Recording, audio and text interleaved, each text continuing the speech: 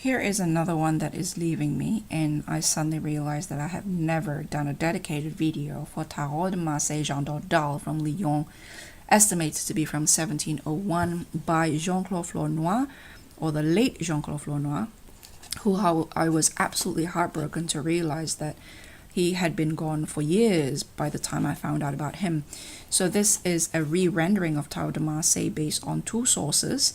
Like most Tarot de Marseille Jean Dodal recreators or people who reproduce the Dodal images, their sources are from the British Museum and from the museum in France. So I'll put a link either at the end of this video or up here in the eye in the sky over here, of the recreation by Sullivan Hismans. My version, unfortunately, isn't quite a recreation because I asked for the colorings to be creatively done rather than historically done. But the line work, he included, I think, 3 cards, which are the 2 different versions from the 2 sources. But in this handbook, which is a really good little handbook here in French and in English, it is theorized that the carver are actually the same carver. So this booklet is in English one way, and then you flip it around, it is in French.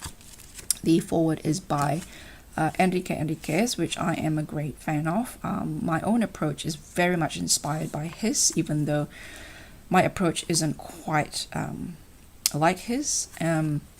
And Jean Claude Flornoy wrote a book called Tarot Signposts, which I will link down below, the link of. You could purchase from their shop.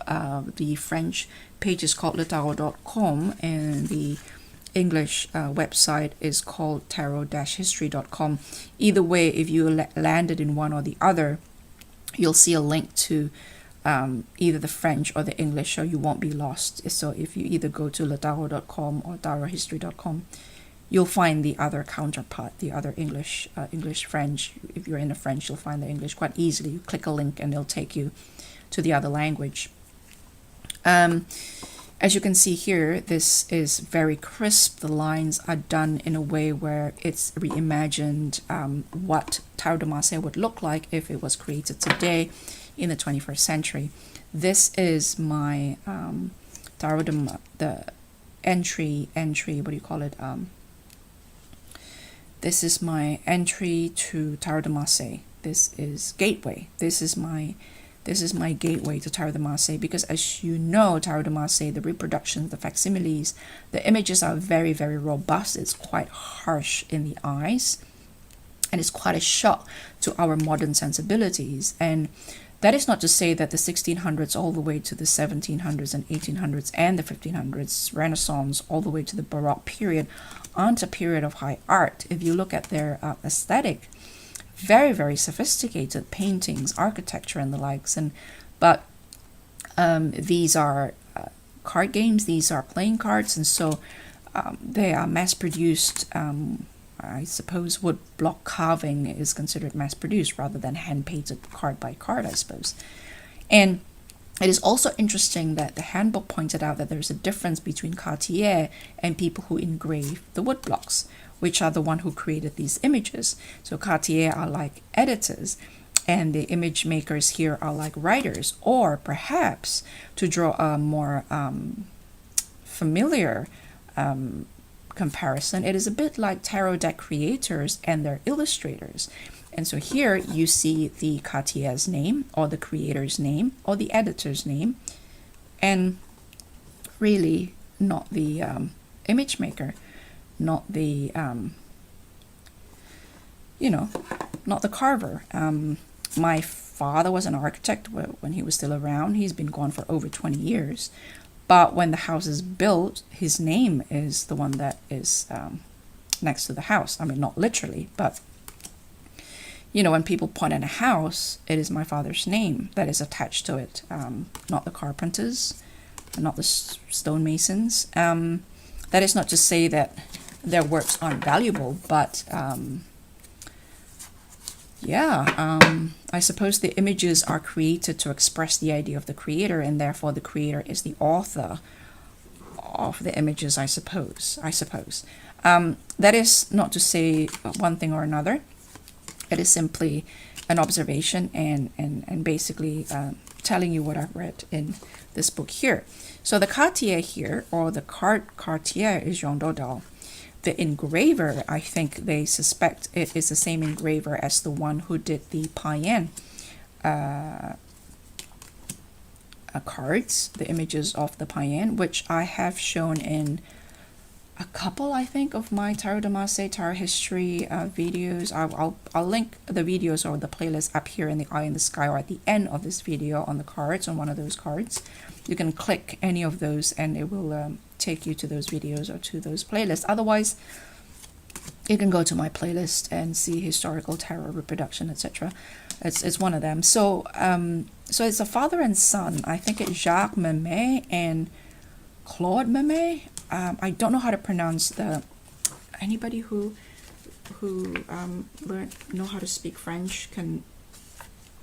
That one there, Mermet. Yeah. So Claude is the son and Jacques is the father. And Jean Claude Flornoy very, very clearly and very blatantly said that if the father, Jacques, is very generous and very delightful with little details, Claude, the son, is perversely, and he used the word perversely, absent in such details.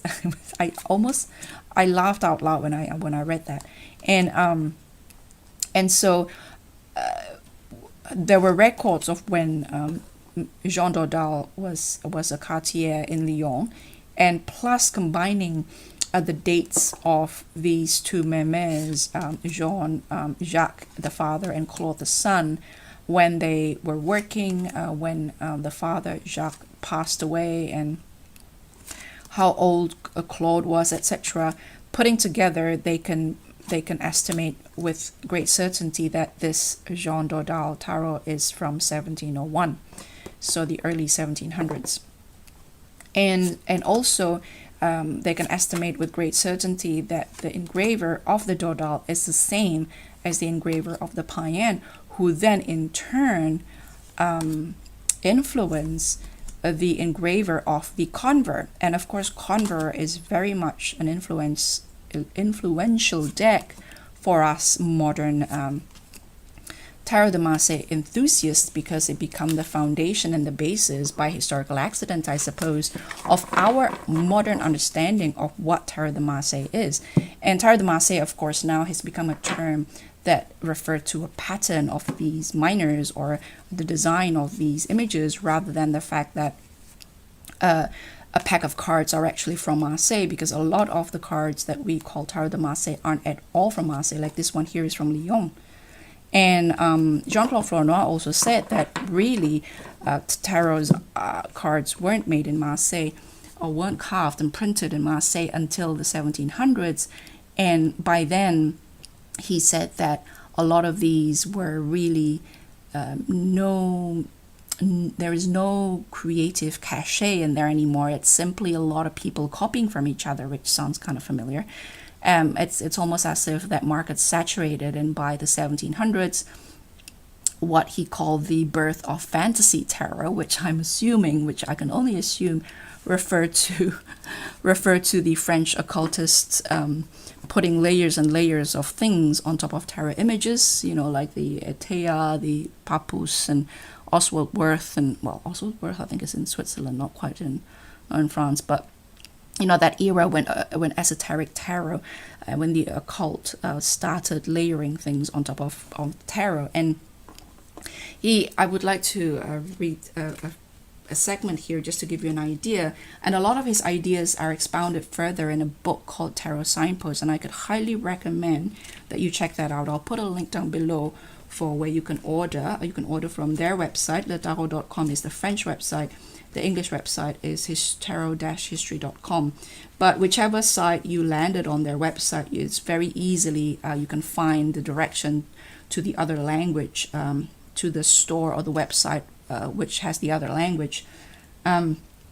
So he says here, where is he? He has a stance about tarot that I found interesting, because it's very different from what I've heard so far, but which I'm open to exploring, but to be honest with you, which at the moment I don't feel I can stand by. But it's interesting. Like, this is what he said. It's just, I find it funny that he called it fantasy tarot.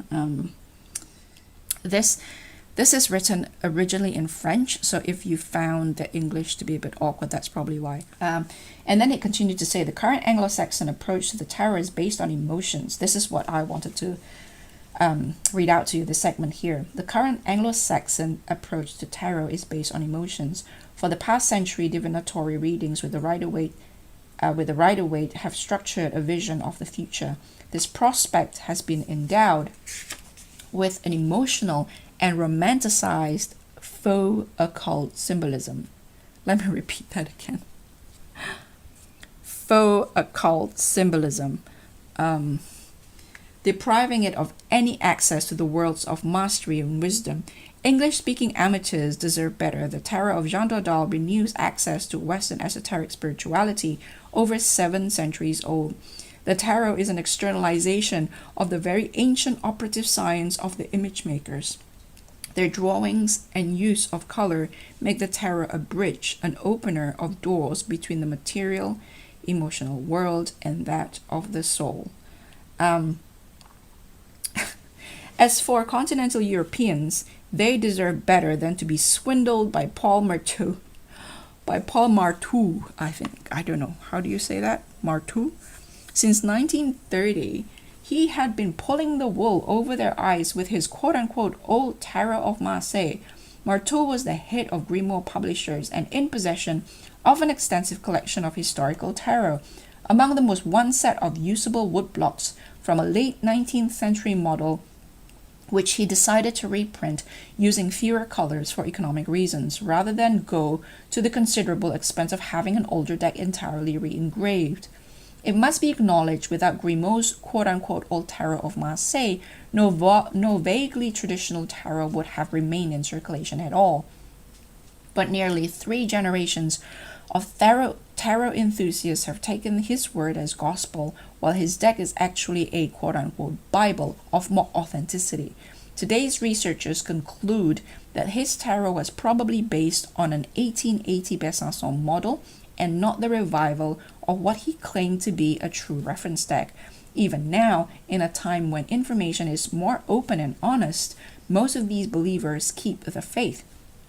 To do otherwise would entail the collapse of all their esoteric certainties, rendering null and void nearly 50 years of theories, conferences, and scholarly books. Impossible! The Tarot of Jean Dodal, Jean Noblet, or Jacques Vieilleville do not seem to be intended for them, but rather for our children and grandchildren. They at least have a spirituality which needs to be nourished from unpolluted sources. So, and a lot of these I've seen echoes of the book. Again, I'm going to repeat myself and saying, do check out the book. It may not be for you, but it will present an interesting view of tarot that I feel in the English-speaking world isn't commonly seen. So tarot is the Compostela of the soul. That's a quote that I have quoted many times. It's a beautiful passage, and I'll probably quote that again in the description section under this video. The tarot is Compostela of the soul, a guiding star of the path we travel step by step during our lifetime. Its signposts our inner transformation, rendering perceptible and explaining the stages through which we progress one by one. It is a companion which from time to time draws us into its vision and shatters our preconceptions. A magic is then set in motion. The time of the enchantress returns, and living is once more an adventure. The tarot is a vessel intoxicating us with freedom, joy, and the present moment. A boat sailing before the winds of analogy on the ocean of the heart. I think the quote that I saw was on the ocean of the soul or something. And he continued to say that it is a synthesis of world religion, where it is a merge of esoteric Sufism, probably Syrian in Damas around 1350. It stems from traditional Middle Eastern wisdom, spiritual content transmitted for millennia by the compagnons. Again, this echo of his book there.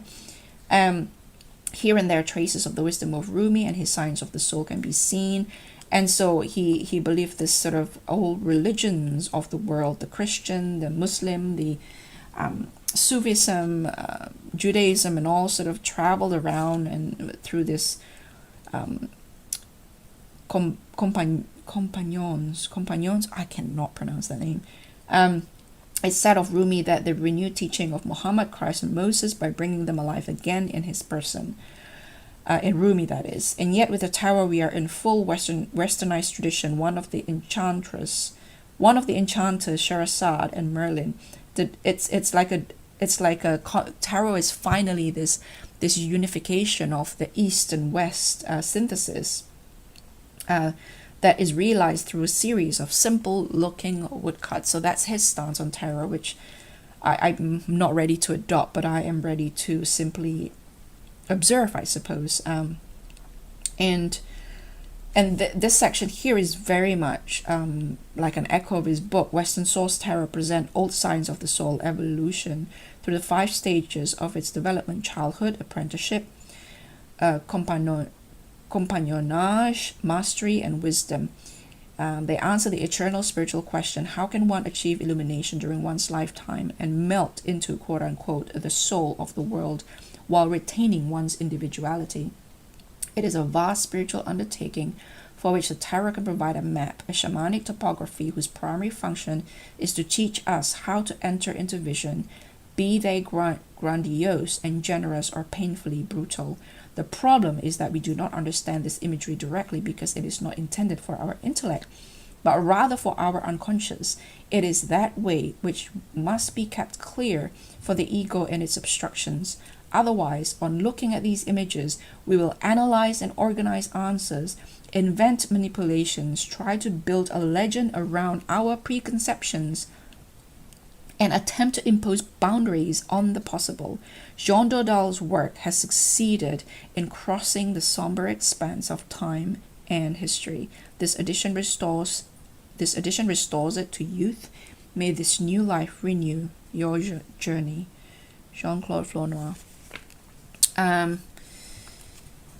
This is my gateway deck, my gateway Tarot de Marseille, and again, at the risk of sounding like a broken record, Jean Claude Flornoy's book Tarot Signposts.